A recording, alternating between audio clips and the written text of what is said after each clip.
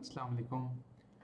अच्छा जी, आज का हमारा टॉपिक है how to perform in early years and financial management. Initial years में ना सबको बड़ी डिफ़िकल्टीज फेस होती हैं कि यार मेरी इतनी बेसिक सैलरी कम है, उस बेसिक सैलरी में मैं अपने रनिंग एक्सपेंसेस किस तरह मैनेज करूं, और क्या मेरी अप्रोच होनी चाहिए कि अपने ख़र्चों को मैं इन अर्ली ईयर्स में मैनेज कर सकूं। तो ना पहली बात तो ये है कि जो आपके अर्ली ईयर्स होते हैं ना, उसमें आपने एक बात ज़हन में रखनी है कि आप अगर एक्सपेक्ट करते हैं ना कि 8 to 9 आवर्स की शिफ्ट में आप इतना परफॉर्म कर लोगे कि आप ग्रो भी करो, तो that is not possible. Either आप जॉब में हो या बिजनेस में हो, दोनों सिचुएशंस में आपका एक्स्ट्रा काम करना बहुत ज़रूरी है। अगर आप अपने कंफर्ट जोन में काम करते हैं, आप रिलैक्स होकर काम करते हैं कि मतलब यार मैं थक रहा हूँ या लेज़ी होते हैं, तो उस सिचुएशन में आपकी परफॉर्मेंस जो है ना वो 100% बाहर नहीं आती है। मतलब जो आपका आउटपुट होता है उसकी एफिशिएंसी 100% नहीं होती है। तो जब आपको पता है ना आपका दिल नहीं कर रहा फिर भी आप कर रहे हैं काम, तो वो बेसिकली एक चीज़ होती है। अव्वल तो मैं ये हमेशा सजेस्ट करता हूँ कि आप जाएँ ही उस फील्ड में जिस फील्ड में आपको शौक़ है, तो उसमें ना आपको वक्त ज़बरदस्ती नहीं लगाना पड़ेगा, आपका दिल करेगा उसमें काम करने का। और इंसान का सबसे ज़्यादा दिल उस जगह पे काम करने का करता है जहाँ पे उसको पता है उसको फाइनेंशियल बेनिफिट्स और उसकी इनकम में ग्रोथ उसको नज़र आ रही है। तो हम अगर शुरू करते हैं कि एक बच्चा आके 30,000 की जॉब पे शुरू हुआ है, 35,000 की जॉब पे शुरू हुआ है, 40,000 की जॉब पे शुरू हुआ है, और वो देख रहा है कि मुझे तो 2 से 3 साल एक कंपनी में एंटर होने के बाद लग देंगे अपने आप को मनवाने में। तो उस 2 से 3 साल के प्रोसेस में वो ऐसा क्या करे कि उसका जो है ना वो आ, जो इनकम के प्रॉब्लम्स हैं वो उसके हल हो जाएं। तो उसका हल ये है कि इनिशियली आप टारगेट करें कि जो भी आपकी कंपनी में इनिशियल तरीके हैं कमाने के, उसमें क्या तरीका है जिसमें मैक्सिमम प्रूव कर सकते हैं। अगर आप सेल्स के डिपार्टमेंट, तो आपको पता है आप कमीशन ज़्यादा अर्न करके, ज़्यादा मेहनत करके, ज़्यादा वक्त देके, ज़्यादा क्लाइंट्स को कन्वर्ट करके ज़्यादा सेल्स जनरेट कर सकते हैं। ठीक है, तो आपको पता है अगर मेरी बेसिक 30-40 हज़ार है तो मैं 70,000, 80,000, 1 लाख, 1.5 लाख जो भी अमाउंट है मैं वो भी अर्न कर सकता हूँ कमीशंस के साथ। तो आपने अपना एक टारगेट बनाए, ठीक है। और एंड इवन इफ अगर आपकी बेसिक सैलरी है तो आप उस बेसिक फिक्स सैलरी में से एक प्रोपोर्शन बनाएं कि मैंने अपना खर्चा इस दायरे में लेकर आना है। मतलब फॉर एग्जांपल अगर मेरी सैलरी 80,000 है, ठीक है, या मेरी सैलरी 50,000 है, तो इसमें से मैं 30,000 का खर्चा करूँगा। फॉर एग्जांपल अगर 50,000 है तो मैं 30,000 का खर्चा करना है, 20,000 सेव करना है। तो मेरा एक टारगेट होना चाहिए ईयरली कि मैं इस पूरे साल में बिल फर्ज 20-20 हज़ार करके 1 लाख बचा लूँगा। या अगर मैं 80,000 की सैलरी पे हूँ और मैं क्या कहते हैं एक्सक्यूज़ मी 40,000 अर्न कर रहा हूँ, तो 40,000 की जो इनकम है, सॉरी 80,000 अर्न कर रहा हूँ, तो उसमें से मुझे 40,000 में खर्चा चलाना है, तो 40,000 मेरे सेव होने चाहिए। समझ रहे हैं मेरी बात को? तो आपने एक अमाउंट फिक्स करनी है कि इतना मैं महीने में सेव अप करूँगा ही करूँगा। और अगर आपका कमीशंस का सिस्टम है तो आप एक टारगेट करें कि यार मैं इतना इतना कमीशन हिट करके इतनी इतनी सेविंग करूँगा। तो फॉर एग्जांपल अगर मैं कहता हूँ, फॉर एग्जांपल आप सेल्स की फील्ड में था, आपने बोला यार एक 1 लाख का तो टारगेट बनाना ही बनाना है, सेल्स जितनी भी जिस तरह भी हो कंडीशन, मुझे 1 लाख जनरेट करनी ही करनी है। मैंने पर्सनली जज करा है जो लोग एम के साथ काम करते हैं ना वो हमेशा अचीव करते ही करते हैं। तो उनके पास ना रीजंस नहीं होते कि मार्केट डाउन है, हालात सही नहीं है, ये चल रहा है, वो चल रहा है। वो अपनी फाइनेंशियल मैनेजमेंट इतनी अच्छी करते हैं कि उन्हें पता होता है कि हर महीने किस तरह आउटपुट लेना है। फॉर एग्जांपल मेरे पास एक बच्चा है, उसने क्या करा, अपने कुछ क्लाइंट ऐसे बांध लिए हैं कि वो हर महीने आके उसको डिफरेंट सर्विसेज के लिए पे कर जाते हैं। उसको पता है पहले 3 महीने मतलब साल का जो पहला क्वार्टर है उसमें वो ये वाली सर्विसेज देगा, दूसरे क्वार्टर में वो मार्केटिंग की सर्विसेज देगा, तीसरे क्वार्टर में वो जो है वही वेब की या किसी और चीज़ की सर्विसेज देगा, चौथे महीने में हो सकता है वो मेंटेनेंस की सिर्फ सर्विस दे, मगर रिकरिंग कुछ छोटी सी अमाउंट होगी कि चौथे क्वार्टर में क्लाइंट पे नहीं कर पाता। ठीक है, तो उसने एक छोटी छोटी अमाउंट मेंटेनेंस की बना दी क्लाइंटों के लिए। मतलब आपको प्लानिंग करनी पड़ेगी कि आपका जो टारगेट है, जो आपको सैलरी अर्न करनी है 1 लाख रुपए की, वो किस तरह अर्न होगी। आपने अपना 60,000 में घर चलाया, 40,000 सेव करें।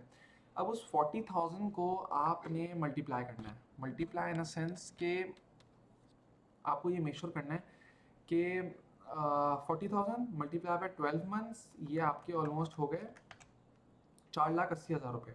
ठीक है, अब आपको पता है मैं साल के एंड में 4,80,000 रुपये बचा रहा हूँ। अब इस 4,80,000 रुपये को मैं कैसे इन्वेस्ट करूँ कि बेशक मेरी सैलरी 40 से 50 हो जाए, मतलब जो भी आपकी बेसिक सैलरी थी 40,000 थी, बिलफर्ज आप कमीशन के साथ लाख अर्न कर रहे थे, अब ये बेसिक सिक्योर होने में टाइम लगेगा, मेच्योर होने में टाइम लगेगा कि आप इसको 60 पे लाओ, 70 पे लाओ, फिर 80 पे लाओ, तो ये 2-3 साल का प्रोसेस है। तो मतलब एक स्टेबल बेसिक इनकम पे आने में आपको थोड़ा टाइम लगेगा। अब आपने क्या करना है, आपने जो ये 4,80,000 रुपये सेव करे फॉर एग्जाम्पल, तो आपने इसको ऐसी जगह इन्वेस्ट करना है जहाँ से आपका रिटर्न निकला है। एक बात ये समझिएगा कि जो है ना, कभी भी ज़िंदगी में इस बात को फोकस नहीं करना है कि लोग क्या बोलेंगे। जब हम सोचते हैं लोग क्या बोलेंगे, तो इससे ना हम लोग अपनी छोटी छोटी इन्वेस्टमेंट से जो रिटर्न बना सकते हैं ना, वो हम बनाते ही नहीं हैं। जबकि आप देखें ज़्यादातर पाकिस्तानीज बाहर जाके ऑड जॉब्स पहले करते हैं, ऑड जॉब से पैसे जमा करके फिर वो अपनी फैमिली को, अपनी पढ़ाई के फाइनेंसिस को, सबको सपोर्ट करते हैं, फिर उसके बाद सेव करना शुरू करते हैं। तो जब हम बाहर जाके ये सब करने को रेडी हैं, तो आप अपने मुल्क में भी करने को रेडी रहें। मतलब ये वाला फैक्टर छोड़ दें कि फैमिली क्या बोलेगी, अव्वल तो बताया ही नहीं, सही है ना, दोस्तों को बताया ही नहीं, और अगर आप बता भी रहे हैं तो इस बात का गम ना लगाएं कि क्या बोलेगा। आपकी फैमिली को आपने पालना है, आपने फीड करना है, किसी के कहने से कोई फ़र्क नहीं पड़ता। तब मैं आता हूँ एक 4,80,000 रुपये की इन्वेस्टमेंट हम क्या कर सकते हैं, कहाँ से हम बिजनेस जनरेट कर सकते हैं। छोटी छोटी सी एग्जांपल दे रहा हूँ। मैंने एक बच्चा ढूंढा मार्केट से, मैंने देखा यार ये बिल्कुल ही बेरोज़गार है, मैंने उसको एक फ्रेंच फ्राइज का ठेला लगा के दे दिया। सही महिला, तुम ये चलाओ, मैं तुम्हें महीने के 15-20 हज़ार रुपये दूंगा, ऊपर जो भी पैसे बनते हैं वो मैं कमा लूँगा, ठीक है।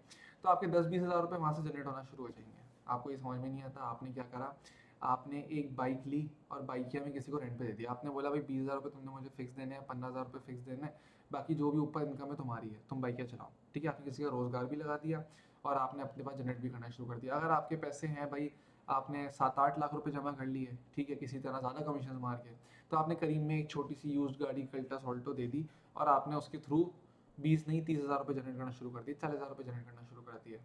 फिर इस तरह के और बहुत सारे बिजनेस मॉडल हैं। जब आप हंट करने जाएंगे, एक्सप्लोर करने जाएंगे, तो आपको रियलाइज़ होगा यार बहुत सारी ऐसी चीज़ें हैं जिसमें इंस्टेंट रिटर्न आ सकते हैं, ठीक है। जैसे मैंने आपको 2-3 एग्जांपल दी। मेरे एक सर आते थे मुझे पढ़ाने, मुझे आज भी याद है, वो मुझे पढ़ाते थे, उससे कमाते थे, और वो बताते थे कि अतीब मैंने ना रक्शे रेंट पे दिए हैं, रक्शे खरीद खरीद के। तो मैंने उनको बोला भाई जी आपने मुझे 2 लाख रुपए का रक्शा है, 2.5 लाख रुपए का रक्शा है, उस वक्त इतने का होता था कुछ। तो वो कहते थे मैंने वो लेके दिए हैं, वो मुझे 15 हज़ार रुपये जनरेट करा। तो कहने लगा मेरे माशाल्लाह 4 हो गए हैं, तो मेरी 60 हज़ार की फिक्स इनकम आती है 15-15 हज़ार के हिसाब से।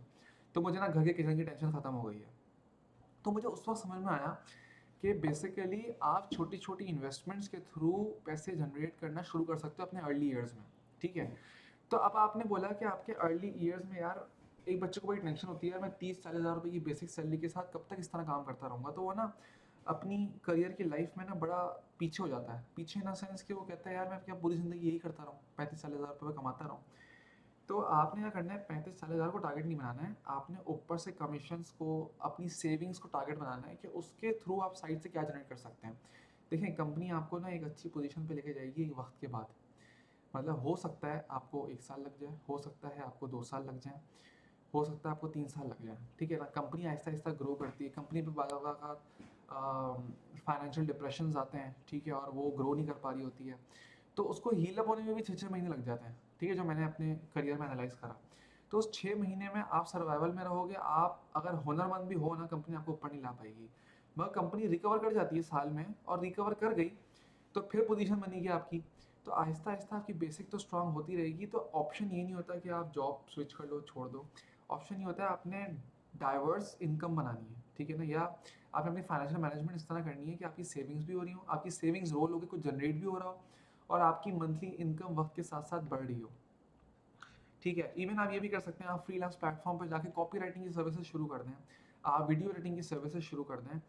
कोई भी कंपनी इसको मना नहीं करती। हम भी हमारी कंपनी में कहते हैं कि यार आप जो है ना अपने एचआर में लिस्ट करवा दो कि आप यहाँ पे अपनी आईडी से इस पे काम कर रहे हो, तो आपको जो है उस पर परमिशन लेटर पे हम अप्रूव कर देंगे, आप आराम से अपने काम करते रहो। हर बंदे के पास राइट है कि वो अपनी फाइनेंशियल मैनेजमेंट अच्छी करे और मेहनत करके और ज़्यादा जनरेट करना शुरू करे। बस ये मेक श्योर करे जो वो काम करे ना, उसकी वजह से अपने ऑफिस के काम में उसकी कमी ना आए। मतलब ऐसा ना हो वो उधर के पैसे हलाल करने के चक्कर में अपने ऑफिस के पैसे हराम कर दिए। बड़ा ज़रूरी है समझना।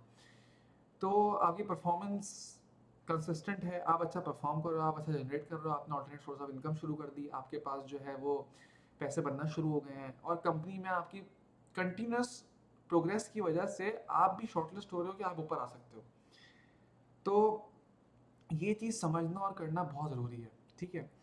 मैंने भी इवन अपने 3 साल के करियर में बहुत सारी जगह रियलाइज़ करा मेरी फाइनेंशियल मैनेजमेंट ठीक नहीं है, क्योंकि कोई समझाने वाला था नहीं। तो मैंने ये वीडियो रिकॉर्ड इसलिए करी कि ये बात समझना बहुत ज़रूरी है कि अर्ली ईयर्स में आपने फोकस करना है अपनी परफॉर्मेंस पे, जॉब के थ्रू। ठीक है, आपने जॉब के थ्रू जब जनरेट करना शुरू कर दिया, आप उसमें से इनकम को सोचें कि मैं इस पैसे को इन्वेस्ट करके ऑल्टरनेट इनकम कहाँ से जनरेट करूँ। कंपनी के पास बहुत सारे सेगमेंट्स ऐसे होते हैं जो वो फ्यूचर में खोलना चाह रही होती है। आप उसके अंदर शॉर्टलिस्ट होकर कल को इस सेगमेंट से हट के उस सेगमेंट में आ सकते हैं और लीड कर सकते हैं, अपनी कंपनी की तरफ ऑनेस्टी दिखा के, अपनी कंपनी का साथ दिखा के, अपनी परफॉर्मेंस एवेलुएट करवा के, अपनी मैनेजमेंट स्किल्स प्रूव करके आप उसके लीडर बन सकते हैं। मगर आपको उसके लिए कंपनी में 3-4 साल इन्वेस्ट करना है। ठीक है, तो आप एक फिक्स सिक्योर बेसिक पे आ जाएंगे। देखिए, वो सारी एक डिबेट अलग है कि भाई जो वहाँ मैं इन्वेस्ट कर रहा हूँ वहाँ लॉस हो गया तो वहाँ पे भी मेहनत करनी पड़ रही है, टाइम देना पड़ रहा है। तो देखें, इनकम जनरेट करना आसान नहीं है, आपको हर जगह जो है ना मेहनत करनी पड़ेगी। क्या कहते हैं, सिस्टम डालना पड़ेगा, आप पार्टनरशिप पर डालो, चीज़ डालो, सेविंग करना बहुत ज़रूरी है इनिशियल ईयर्स में। इनिशियल ईयर के 3-4 साल में आपने कुछ सेविंग्स कर ली है, आपने कुछ इन्वेस्ट कर दिया, साइड इनकम शुरू हो गई, आपकी अपनी इनकम भी आ रही है, आप रिलैक्स होकर अपने घर वालों को फैसिलिटेट कर रहे हो। अर्ली ईयर्स में मसला ये होता है, बच्चा इतना जज्बाती होता है, वो कहता है कि मैं और किस तरह जनरेट करूँ, और किस तरह जनरेट करूँ।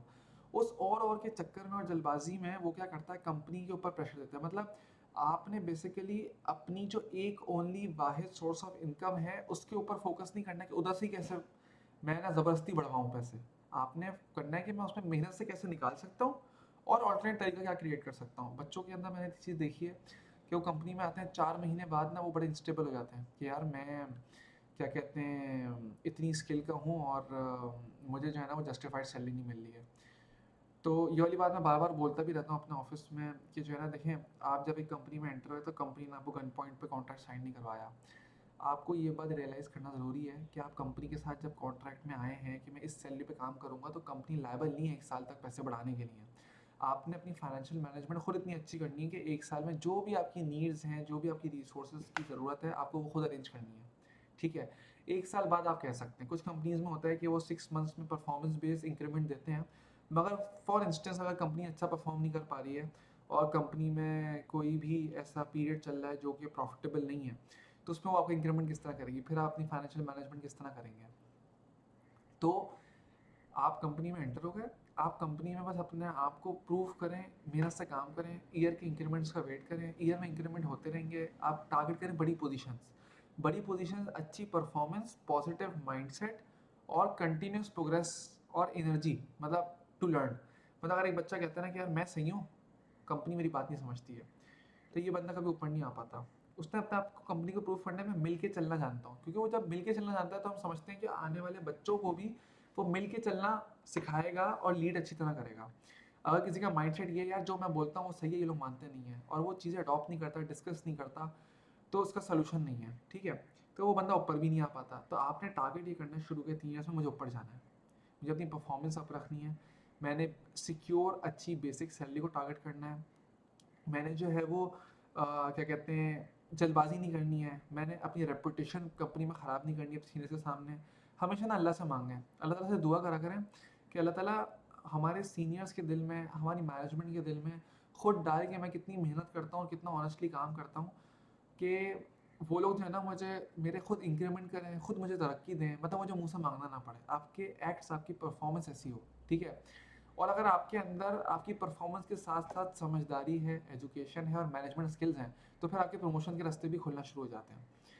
तो ये एक करियर पॉइंट ऑफ व्यू से मैं आपको बोलूँगा कि ये तो आपने करना ही करना है। साथ आपने अपनी सेविंग्स के ऊपर, अपने कमीशंस के ऊपर, ज़्यादा अर्निंग के ऊपर फोकस करना है।